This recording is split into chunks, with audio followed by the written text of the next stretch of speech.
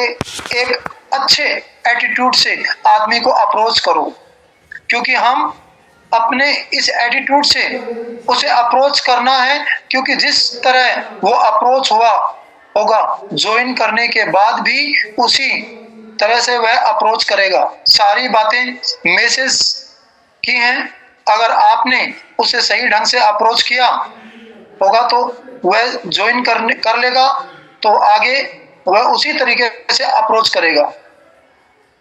अगर हम किसी को ठीक तरीके से अप्रोच करेंगे तो वह ज्वाइन भी कर लेगा और आगे भी वह ठीक से जो है वो आगे अप्रोच करेगा।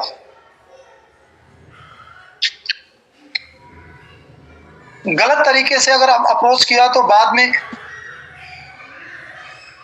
क्योंकि हमारा बिजनेस डुप्लीकेशन का बिजनेस है, कभी कोई गलत बात बोलकर किसी को अप्रोच मत करो, बहुत बड़ा झूठ बोलकर किसी को अप्रोच मत करो, क्योंकि जो आप करेंगे वही डुप्लीकेट हो जाएगा। अब कुछ मिस्टेक्स लोग अप्रोचिंग के टाइम पर करते हैं, उसके बारे में आपसे बात करना चाहता हूं। कई बार क्या होता है कि कई डिस्ट्रीब्यूटर जॉब कर रहे होते हैं, वो अपनी अपलाइन से क्या कहते हैं कि देख मेरा गेस्ट है, मैं इनको ऑफिस में छोड़कर चला जाऊंगा, आप इसको संभाल लेना, क्योंकि मेरा तो जॉब है, मेरे को वहां जाना ज्यादा जरूरी है। दोस्तों, आप अपने उस गेस्ट को एक मैसेज दे रहे हैं कि इस काम से कहीं ज्यादा इस व्यक्ति के लिए इसका जॉब है, यानी कि जो भी काम आप करेंगे वह नीचे मैसेज डुप्लीकेट हो जाएगा। क्या नुकसान है इस तरह से काम करने का? पहला नुकसान, जिस गेस्ट को आप लेकर आते हैं उसे आपने यहां पर छोड़ दिया, उसे यहां पर कोई जानता नहीं है, वो एक अनजान जगह पे अनजान लोगों के बीच में अनकंफर्ट फील करेगा। कितनी भी कोई आदमी उसे दोस्ती करने की कोशिश करे, वह कंफर्टेबल नहीं होगा। दूसरा नुकसान, आप उसे क्या मैसेज दे रहे हैं? मेरी जॉब मेरे लिए ज्यादा महत्वपूर्ण है। इस बिजनेस से आप उसे अपने एक्शन से ही यह विश्वास दिला रहे हैं कि मैं बिजनेस छोड़ सकता हूं पर नौकरी नहीं। तो आप कैसे बिजनेस को महत्वपूर्ण देगा, कैसे महत्वपूर्ण जो है वो महत्व देगा? तभी नहीं, वो कभी भी नहीं, इसलिए वह ज्वाइन नहीं करेगा। तो लॉ ऑफ एवरेज का एवरेज तो हमेशा होता है, तो हो सकता है कोई ज्वाइन कर ही लेगा।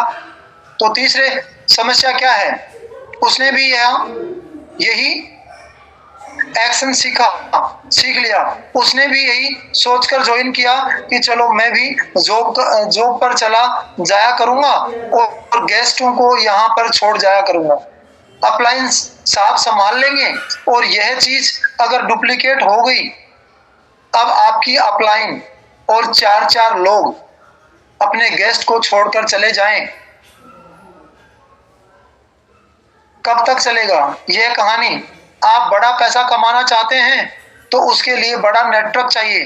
बड़ा नेटवर्क तो इस आधार पर खड़ा हो ही नहीं सकता, ज्यादा से ज्यादा 4, 5, 6, फिर उसके बाद। इसलिए अगर आप अपना गेस्ट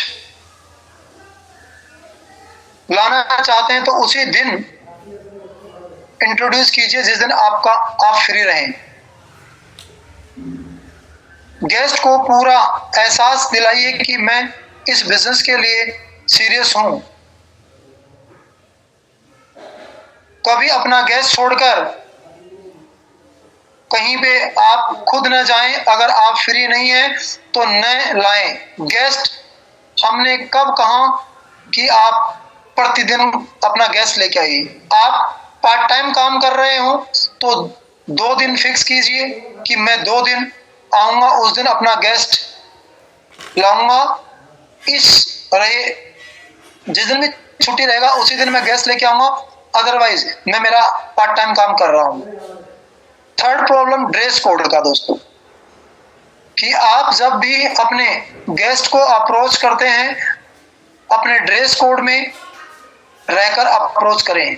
पैंट शर्ट टाई, बालों में शैम्पू करके, क्लीन शेव करके, अच्छे से धुली हुई शर्ट और पैंट पहन के, लेदर के शूज पॉलिश किए हुए, हाथ में बैग, और एक एक करके इस तरह से आप जब अपना पूरा ड्रेस कोड पे रहें, तब आप जो है अपने गेस्ट को अप्रोच करें।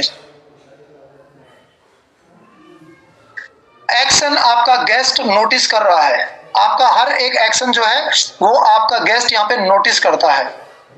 जब वो काम शुरू करेगा तो आप उसे अपने एक्शन याद दिलाना कि मैं तेरे पास कैसे आया था, ड्रेस कोड में आया था। ड्रेस कोड आपकी अप्रोच को और बेहतर बना देता है। हाउ टू अप्रोच की ट्रेनिंग जो होती है दोस्तों, उसके अंदर ड्रेस कोड के बारे में बहुत अच्छे से समझाया जाता है। ये ऑफलाइन और ऑनलाइन दोनों तरीके से ट्रेनिंग जो होती है, इनको आप बहुत अच्छे तरीके से आप क्लास को अटेंड करिए, ताकि आप ड्रेस कोड का भी महत्व बहुत डिटेल से समझ पाएंगे। वो आप जरूर सुनिए। इंडिया में 95% लोग ऐसे हैं जो अपनी डेली लाइफ में टाई नहीं पहनते। हमारे देश का अगर कोई टाई लगाकर घूमता है तो उसका एक ही मतलब निकाला जाता है कि उसने कोई काम शुरू कर दिया है।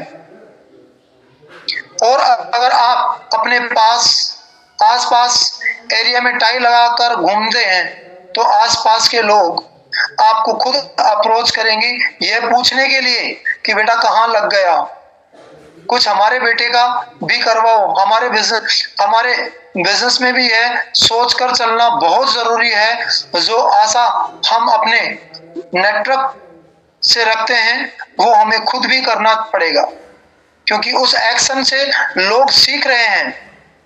जिस गेस्ट बनाकर ला रहे हो वो सीख रहा है।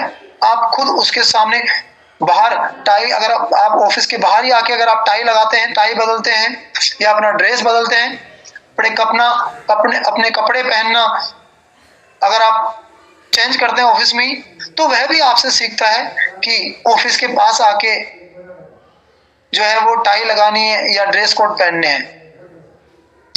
दोस्तों ये चीजें हमेशा अपने घर से जब चले तभी हमें हमारा ड्रेस कोड अच्छा, और हम घर से ही टाई लगा के भी निकल सकते हैं, ताकि हमारे इस बिजनेस के अंदर हम एक अच्छा डुप्लीकेशन दे सकें हमारे गेस्ट को, हमारी डाउनलाइन को।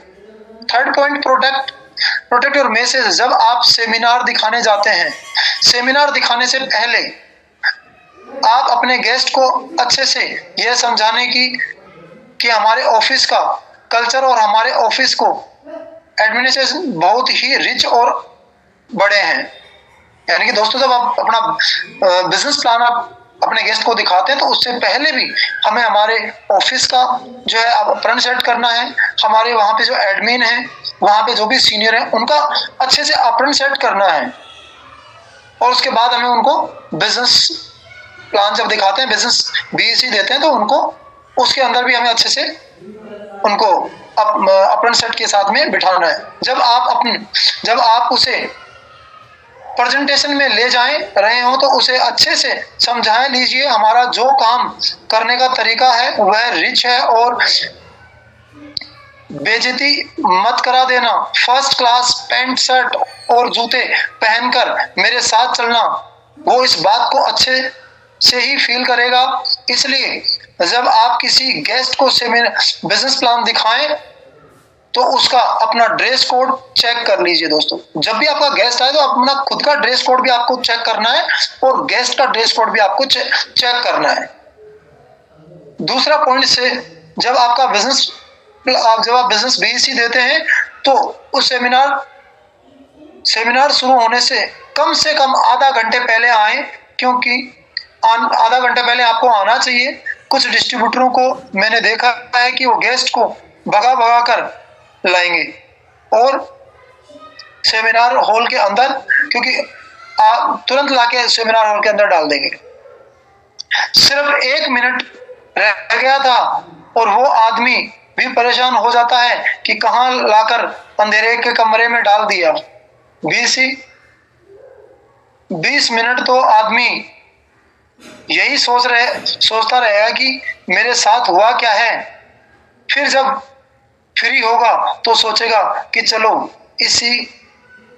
इसी का सुन लो, ये क्या बोल रहा है। इसलिए अगर प्रेजेंटेशन शुरू होने का समय आपको अगर 11:30 बजे का दिया गया है तो माइंड में सेट कर लीजिए कि प्रेजेंटेशन 11:30 बजे नहीं बल्कि 11 बजे शुरू हो रहा है। 11 से 11:30 बजे के बीच आपके गेस्ट जो एक्शन आपका जो गेस्ट के जो एक्शंस हैं वो सभी बिजनेस का हिस्सा है, वो भी प्रेजेंटेशन का हिस्सा है। जो भी आपका गेस्ट जो है वो अगर आधा घंटे पहले आता है और वो जो भी चीजों को नोटिस करता है तो वह सब ये समझ लीजिए कि वह सब हमारे इस बिजनेस के एक्शन हैं। तो वो सब कुछ जो है वो धीरे धीरे करके सीखेगा। आप उसे 11 बजे लेकर आते हैं तो आपको अपना काम क्या करना चाहिए? सबसे पहले उसको ऑफिस में अपनी टीम से मिलाना चाहिए, जो कि आपकी टीम है। उससे आपके सीनियर्स अपलाइन, आपके आपके डिस्ट्रीब्यूटर्स और आपके डाउनलाइन सबसे उसकी मुलाकात कराइए। हमारे ऑफिस का कल्चर है कि हमारी टीम उससे जितने अच्छे से मिलेगी 10 मिनट में उसे लगेगा कि नहीं कि वो तो इस किसी पराई जगह पर खड़ा है, ऐसा उसको बिल्कुल भी फील नहीं होगा। इसे हम बोलते हैं कि कंफर्टेबल जोन, यानी कि पहले 10 मिनट में गेस्ट को कंफर्टेबल कीजिए। उसे पानी पिलाइए, थोड़ी देर में वो इधर उधर आंखें घुमाना शुरू कर देगा। उसके बाद उसे प्रोडक्ट दिखाइए। प्रेजेंटेशन शुरू होने से 5 मिनट पहले उसे थोड़ा सा एक्सप्लेन कीजिए कि अब एक प्रेजेंटेशन होगी, उसके अंदर मोबाइल स्विच ऑफ करना है, बीच में उठकर बाहर नहीं जाना है, सुनने वाले का ध्यान से, जो बोलने वाले हैं उसे ठीक से ध्यान से सुनना है।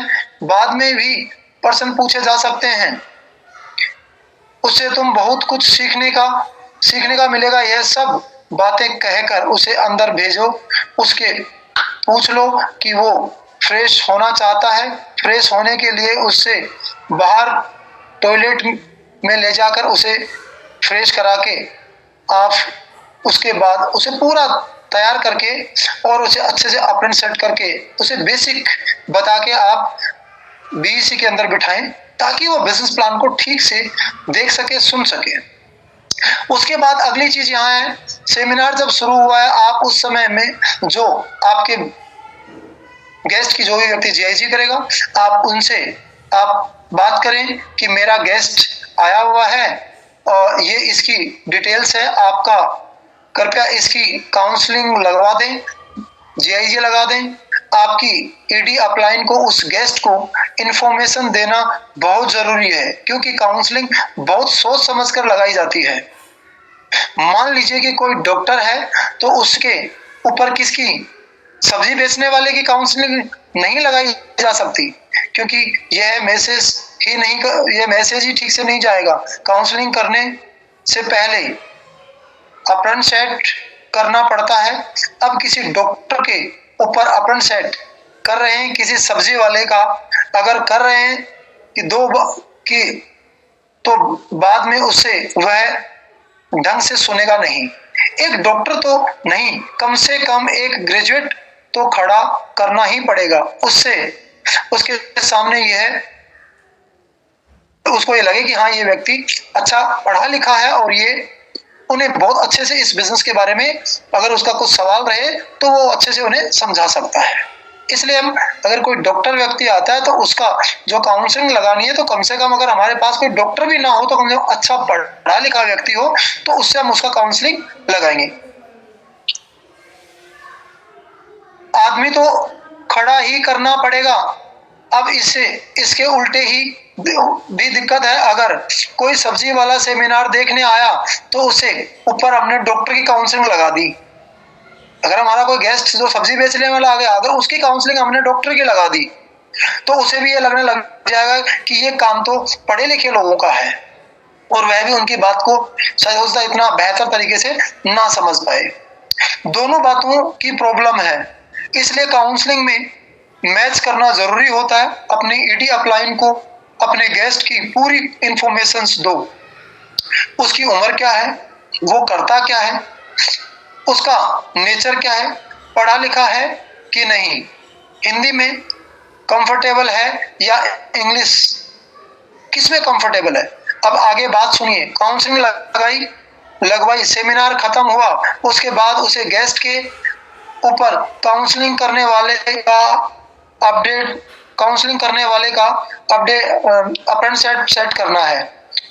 हम सिर्फ उसी की बात सुनने जिसका हमें पता चल जाएगा हमसे वो सुपीरियर है, हमसे ज्यादा जानता है।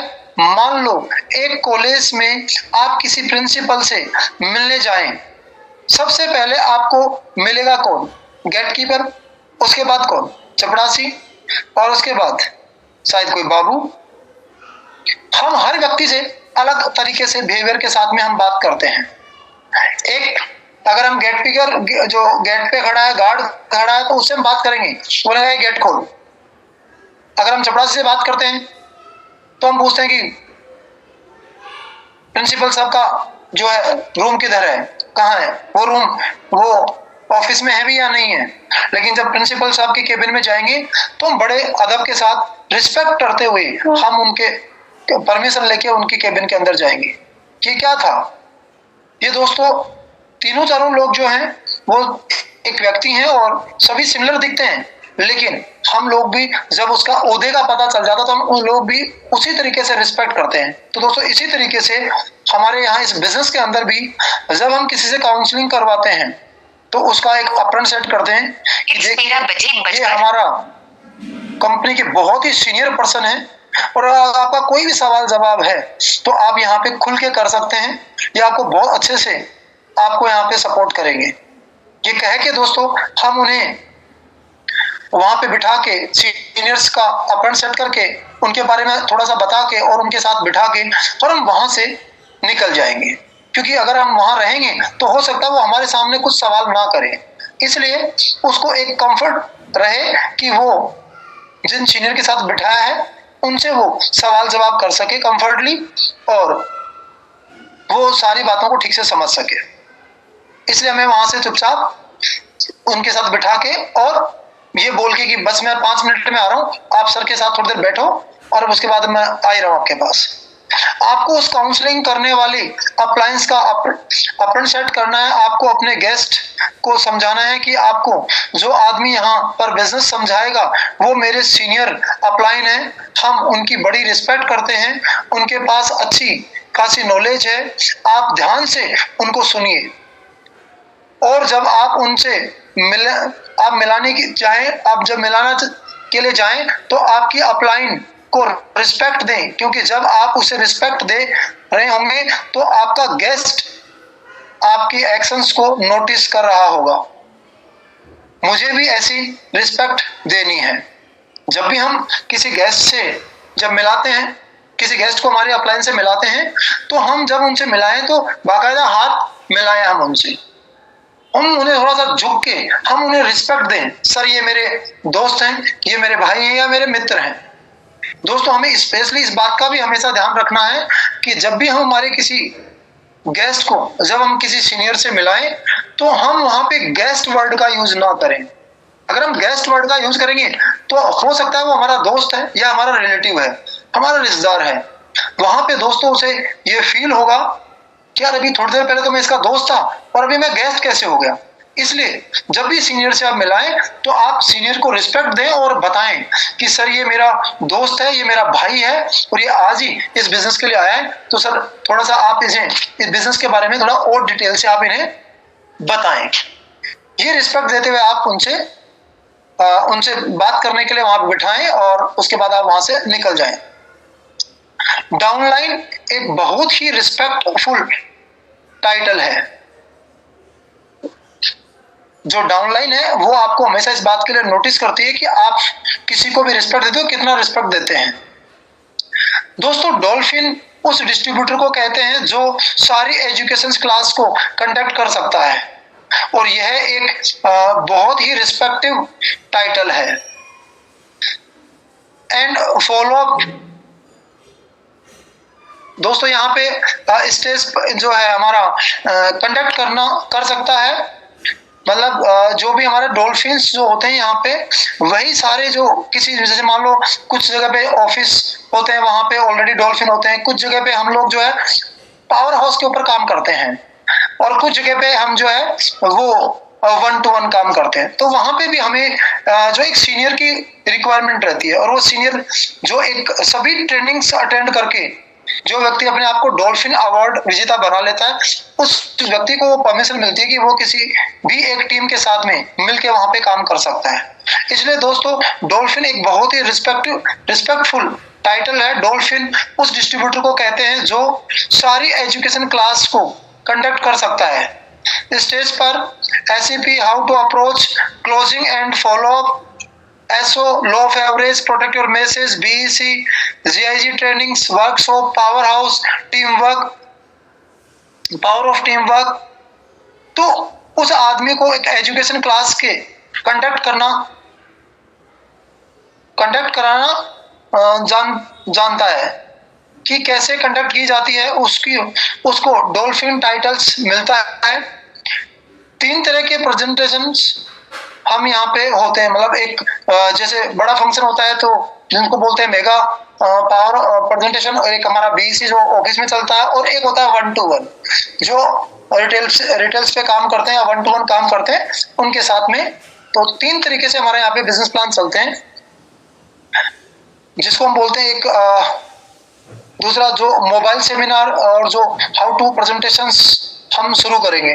तो यहाँ पे लेकिन ये सब प्रेजेंटेशन शुरू करने की परमिशन किसे मिलेगी?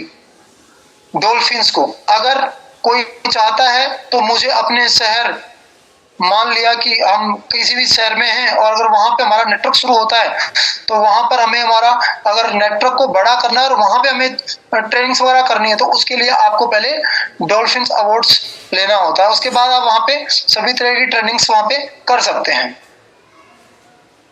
दोस्तों जब ये ट्रेनिंग्स आपको आती है तो आप ये सारी चीजें यहाँ पे सीखते हैं कि आपको जो है किस तरीके से मैसेज का यहाँ पे ध्यान रखना होता है दोस्तों।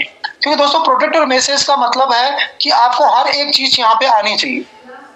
जो भी एक गेस्ट के साथ शुरुआत से करते हैं, जैसे हमने लिस्ट को लेके हमने बात किया, फिर हमने शॉर्टिंग ऑफ लिस्ट को लेके बात किया, उसके बाद में हमने बात किया प्रेजेंटेशन को लेके कि हम जब एक व्यक्ति को जब हम प्रेजेंटेशन दिखा रहे हैं तो उसको किस तरह से यहाँ पे दिखाना है। दोस्तों प्रेजेंटेशन दिखाने के बाद में हम उसको ज्वाइनिंग करवाते हैं। ये जो सारा प्रोसेस हमने यहाँ पे जो किया है पूरा, तो इस प्रोसेस के अंदर जितना वो काम हमने काम किया है, जिस तरह से हमने काम किया है दोस्तों, वही सारी चीज हमारे डाउनलाइन के जो है वो वहां पे डुप्लीकेट होती हुई चली जाएगी। क्योंकि जो हम शुरू में करेंगे वही हमारा डुप्लीकेशन का सिद्धांत के अकॉर्डिंग वो सारी चीजें वहां पे एज इट ऐसे कैसे काम करेंगी। तो हमें जब हम वहां पे GIG कर रहे हैं तो भी हमें ध्यान रखना है। उसके बाद में दोस्तों हमें वहां पे करना होता है क्लोजिंग।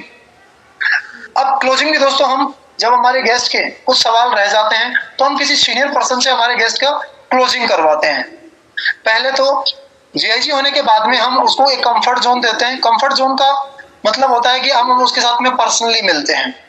पर्सनली हम चाय कॉफी पीने के लिए आसपास में कहीं चले जाते हैं, बैठ जाते हैं पर्सनली, और चाय कॉफी पी के हम उसे जानना चाहते हैं कि क्या अभी भी उसके सवाल हैं या फिर वो व्यक्ति जो है इस बिजनेस को शुरू कर रहा है। अगर वो कह रहा है कि मैं इस बिजनेस को शुरू कर रहा हूँ और उसके कोई सवाल नहीं है, तो भी मेरा मानना है कि हमें उनसे कुछ 1-2 सवाल करने चाहिए खुद ने कि भाई तेरे को कंपनी को लेके कोई सवाल तो नहीं है।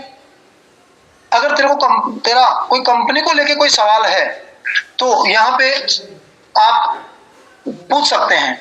2-4 क्वेश्चन अगर आप उसे क्रॉस क्वेश्चन में करेंगे तो जरूर उसके कुछ सवाल आ जाएंगे, और जैसे उसके कुछ सवाल खड़े होते हैं तो वहीं पे आप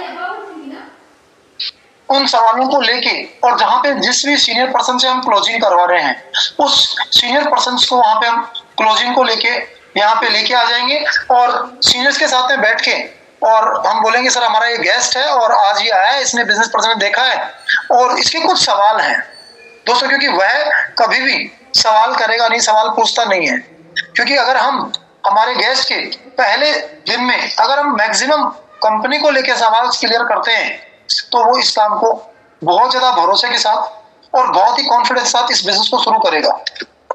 और दोस्तों जब वो ऐसा करेगा तो आगे भी उसका जो है उम्मीद इस बात की ज्यादा होगी कि वो इस बिजनेस के अंदर ज्यादा ईमानदारी के साथ और ज्यादा मेहनत के साथ वो इस बिजनेस को करेगा कंटिन्यू।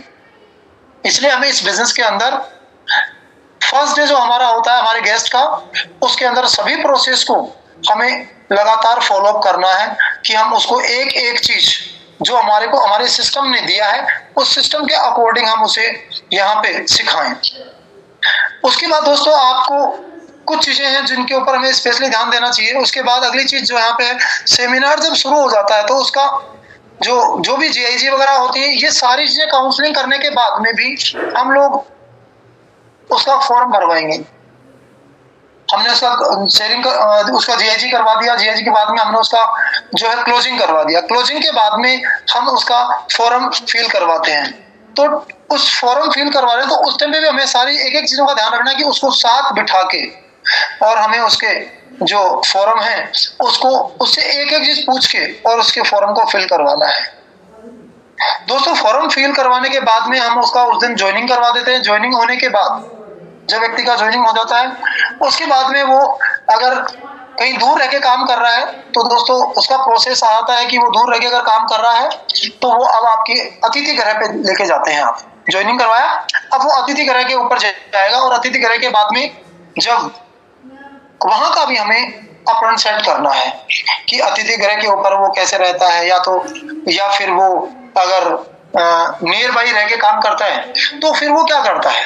नियर बाई अगर वो रहता है तो फिर हम हाउस मीटिंग्स करते हैं, यानी कि उसको रोज नियरेस्ट, क्योंकि जो भी हमारा डॉल्फिन है जो उस टीम को वहां पे कंडक्ट कर रहा है तो उस टीम के लिए वो जो काम कर रहा है हम वहां के बारे में उसको सारी चीजें जानकारी देते हैं। अगर आपका अतिथि गृह है तो वहाँ उसके बारे में आप सब कुछ बताएं कि यहाँ के रूल रेगुलेशन क्या है, आपको किस तरह से रहना है, सुबह उठने का टाइम क्या है, कौन कौन सी ट्रेनिंग्स क्लास चलती हैं। एक व्यक्ति को ज्वाइन होने के बाद में 1 by 1 जो हमारी ट्रेनिंग्स क्लास होती है उन ट्रेनिंग्स क्लास को हम वहाँ पे कंटिन्यू करते हैं। एक एक ट्रेनिंग का जो बहुत बड़ा महत्व होता है, लेकिन दोस्तों यहाँ पे भी हमें प्रोटेक्टिव मैसेज का ध्यान रखना है। जब हम किसी ट्रेनिंग क्लास के बारे में हम बता रहे हैं उन्हें तो हम या तो उन्हें बोल के सिखा सकते हैं या हम एक्शन से सिखा सकते हैं। अगर हम उन्हें बोल के सिखाएंगे तो उसका इतना इफेक्ट नहीं पड़ता, लेकिन अगर हम वहां पे एक्शन से सिखाते हैं तो दोस्तों एक्शन जो है वो काफी पावरफुल होता है, जिसके माध्यम से व्यक्ति आपको देख के ही सीखता है। जब कोई भी ट्रेनिंग होती है तो हर ट्रेनिंग में आप अपने गेस्ट को साथ लेके बैठें, चाहे वो आपकी ट्रेनिंग आपके पावर हाउस पे हो रही है, चाहे वो ट्रेनिंग आपके अतिथि गृह पे हो रही है। जब आप कोई ट्रेनिंग करें तो सबसे पहले उस ट्रेनिंग के बारे में उन्हें बेसिक बताएं। आप वहां पे डायरी पेन लेके आप खुद भी जाएं और अपने गेस्ट को भी डायरी पेन साथ में दिलाएं और उन्हें बताएं कि डायरी पेन लेके बैठना है, ताकि जो भी ट्रेनिंग है उस ट्रेनिंग को ठीक से सुनना है, ठीक से समझना है। और जब ठीक से सुन के और समझ के आप इस ट्रेनिंग में जो भी बातें आपको बेहतर लगे आप उनके पॉइंट्स बना सकते हैं, ताकि अगर आप ट्रेनिंग के बाद भी अगर आप कुछ चीजें रिपीट करना चाहें तो रिवीजन करना चाहें तो अपनी डायरी देख के उसमें रिवीजन कर सकते हैं। दोस्तों इसी तरीके से आप एक एक ट्रेनिंग के अंदर आप अपने गेस्ट को हाथ पकड़ के आप खुद उसके अंदर ट्रेनिंग लें, खुद उन पॉइंट्स को नोटिस करें, ताकि आपका गेस्ट आपको देखे और आपको देखते हुए इस ट्रेनिंग्स को वो सीखे। दोस्तों अगर इस तरह से हम लगातार काम करते हैं तो हमारा डुप्लीकेशन जाता है, और जब डुप्लीकेशन जाएगा तो एक कहते हैं कि एक अच्छा डुप्लीकेशन एक अच्छे नेटवर्क को ग्रो करेगा। एक अच्छा डुप्लीकेशन एक अच्छे नेटवर्क को ग्रो करेगा, और जब एक अच्छा नेटवर्क ग्रो करेगा तभी दोस्तों एक बड़ा नेटवर्क डेवलप होगा। एक ऐसा नेटवर्क डेवलप होगा जिससे आपने इस बिजनेस को जिस सोच के साथ शुरू किया था, आपके जो सपने थे कि आपको बड़े घर चाहिए, बड़ी गाड़ी चाहिए, आपको बड़ी कामयाबी चाहिए, वो सब कुछ पॉसिबल तभी है जब आपका नेटवर्क बड़ा होगा। आपका नेटवर्क बड़ा तभी होगा जब आप इस बिजनेस के सिस्टम के अकॉर्डिंग एक एक चीज को आप फॉलो करते हुए आप उसको डुप्लीकेट करेंगे। तो दोस्तों इसी तरीके से हम हमारे जो जितने भी गेस्ट हैं उन गेस्ट के ऊपर एक प्रोसेस है कि हम हर एक एक्शन हमारा जो है वो उसके ऊपर काम करता है। जो भी एक्शन हम करेंगे वो हमारा यहाँ पे डाउनलाइन सीखेगा, तो इसलिए हमें हमेशा इस बात का ध्यान रखना है, किसी भी काम को करने से पहले हम सबको ये ध्यान रखना है कि मैं जो एक्शन करने जा रहा हूँ, इस एक्शन से मेरी डाउनलाइन के अंदर क्या मैसेज जाएगा और वह क्या सीखेगा। दोस्तों, हर काम को करने से पहले इस बात का स्पेशली ध्यान रखना है कि मैं जो भी एक्शन करने जा रहा हूँ, उस एक्शन से मेरी डाउनलाइन के अंदर एक अच्छा मैसेज जाए। जितना अच्छा मैसेज जाएगा उतना अच्छा आपका नेटवर्क डेवलप होगा, जितना अच्छा नेटवर्क डेवलप होगा उतना बड़ा नेटवर्क होगा, और जितना बड़ा नेटवर्क होगा उतना बड़ा आपको इनकम आएगा। और दोस्तों, जब बड़ा इनकम आएगा तो आप भी जीवन में जिस मकसद के लिए इस बिजनेस में आए हैं, आप इस बिजनेस के अंदर आप सफल होंगे। दोस्तों, इन सारी बातों को आप स्पेशली ध्यान रखें। एक एक चीज को, आपको जो कंपनी का सिस्टम मिल रहा है उनको लगातार फॉलो करें, प्रोटेक्ट और मैसेज का ध्यान रखें। Thank you very much. जय गैलवे, जय भारत।